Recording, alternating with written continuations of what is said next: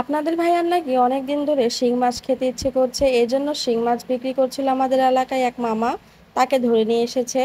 শিং মাছগুলো কিন্তু অনেক বেশি ভালো ছিল, প্রতিটা শিং মাছই জীবিত ছিল আর অনেক তরতাজা ছিল। 2 দিন ধরে কিন্তু অনেক বেশি বৃষ্টি হচ্ছে। আপনাদের ভাইয়া আবার আজকে সকালে গ্রাম থেকে চলে এসেছে। আর এই যে দেখুন আমার শাশুড়ি মার কাণ্ড, এই ছোট ছোট মাছগুলো আমার জন্য একদম কুটে বেছে পাঠিয়েছে। আমি তো অনেক বেশি খুশি হয়েছি। গ্রাম অঞ্চলে যখন নতুন পানি আসে তখন ধান ক্ষেতের মধ্যে পানি চলে আসে, আর তখন সেই জায়গায় ছোট ছোট মাছগুলো হয়। আর অনেক বেশি পুঁটি মাছ, ছোট মাছ পাওয়া যায়। আর সেই মাছগুলো কিন্তু খেতে অনেক বেশি মজা লাগে। তার জন্য আমার শাশুড়ি একদম কুটে বেছে পাঠিয়ে দিয়েছে, সাথে কিন্তু কিছু দুধও দিয়েছে। আমার শাশুড়ি কিন্তু সবসময় এই কাজটা করে। সপ্তাহের মধ্যে আপনাদের ভাইয়া 2-3 বার প্রায় গ্রামে যেয়ে থাকে, আর কিছু না কিছু আমার শাশুড়ি পাঠাবেই। আমার শাশুড়ির এই জিনিসটা আমার অনেক বেশি ভাল লাগে, ছোট ছোট জিনিস অনেক বেশি খেয়াল রাখে। গ্রাম অঞ্চলের আমার সব খাবার দাবারই অনেক বেশি পছন্দ। গ্রাম অঞ্চলে যখন নতুন পানি আসে তখন ছোট ছোট মাছ পাওয়া যায়, আর এই মাছগুলো খেতে আমার অনেক বেশি ভালো লাগে। তার জন্য আমার শাশুড়ি একদম কুটে বেছে পাঠিয়ে দিয়েছে। আর আপনাদের ভাইয়া এতগুলো শিং মাছ নিয়েছে যে আমার পক্ষে এগুলো একবারে কুটে বেছে ফ্রিজে রাখা সম্ভব হয়েছিল না। সবগুলো আমি ফ্রিজে রেখে এই কয়টা মাছ আমি নিয়েছি রান্না করার জন্য। আর যে দেখুন আমার ছেলেকে আমি দেখাচ্ছি পানিতে দিয়ে যে মাছগুলো কি সুন্দর লড়াচড়া করছে।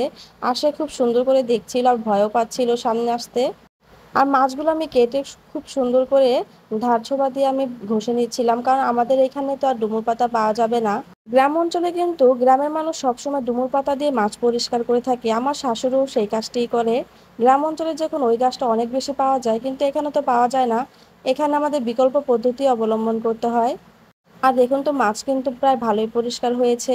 এভাবে আমি সবগুলো মাছ পরিষ্কার করে নিচ্ছি।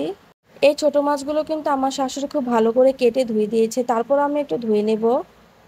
আর এই যে এখানে আমি শিং মাছগুলো খুব সুন্দর করে একদম সাদা সাদা করে ধুয়ে নিচ্ছি। মাছগুলো আমি খুব সুন্দর করে ধুয়ে এখানে আমি ছোট মাছগুলো নিয়ে নিচ্ছি। এখানে কাঁচামরিচ, পেঁয়াজ এগুলো সব দিয়ে দিচ্ছি। আর ছোট মাছগুলো কিন্তু আমি সব নিয়ে নিয়ে কিছুটা রেখে দিয়েছি পরে খাওয়ার জন্য। যেহেতু এই ছোট মাছগুলো শুধু আমিই পছন্দ করি, আপনাদের ভাইয়া খায় না, সেজন্য অল্প পরিমাণে নিয়েছি। আর আমি সবগুলো কিন্তু হাতে মেখে নেব। এই ছোট মাছগুলো কিন্তু হাতে মেখে রান্না করলে অনেক বেশি মজা লাগে। এই মাছ রান্না করার পর যে একটা সুন্দর ঘ্রাণ আসে তা বলে বোঝানো যাবে না।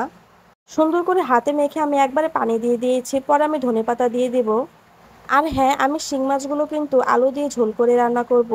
এভাবে খেতে অনেক বেশি মজা লাগে, আপনারা ট্রাই করে দেখবেন। শিং মাছগুলো কিন্তু প্রথমে আমি হালকা করে ভেজে নেব। মাছগুলো কিন্তু আমি একদম অনেক বেশি করে ভাজবো না, হালকা করে একটা ভাজা দিয়ে দেব। শিং মাছগুলো কিন্তু আমি অনেক বেশি ভাজবো না, হালকা করে একটি ভাজা দিয়ে দিব। আর এভাবে রান্না করলে কিন্তু অনেক বেশি মজা লাগে। আপনারা কিন্তু নিশ্চয়ই ট্রাই করবেন। কিছুদিন যাবৎ ভিডিও আপলোড করি না, কারণ দেশের যে অবস্থা, মন মানসিকতা ভালো থাকে না। তো যাই হোক, এখন থেকে চেষ্টা করব প্রতিদিন ভিডিও আপলোড করার। আসলে মন ভালো না থাকলে কোনো কাজেই যেন হাত বসে না। এই যে আমার গুঁড়ো মাছের তরকারিটা প্রায় হয়ে গিয়েছে, আমি এখানে অনেকগুলো ধনেপাতা দিয়ে দিয়েছি। এই গুঁড়ো মাছের সাথে ধনেপাতার যে একটা ফ্লেভার আসে যা বলার বাইরে। আর এদিকে কিন্তু আমার শিং মাছের তরকারিটাও হয়ে গিয়েছে, আমি উপর অনেকগুলো জিরে দিয়েছি।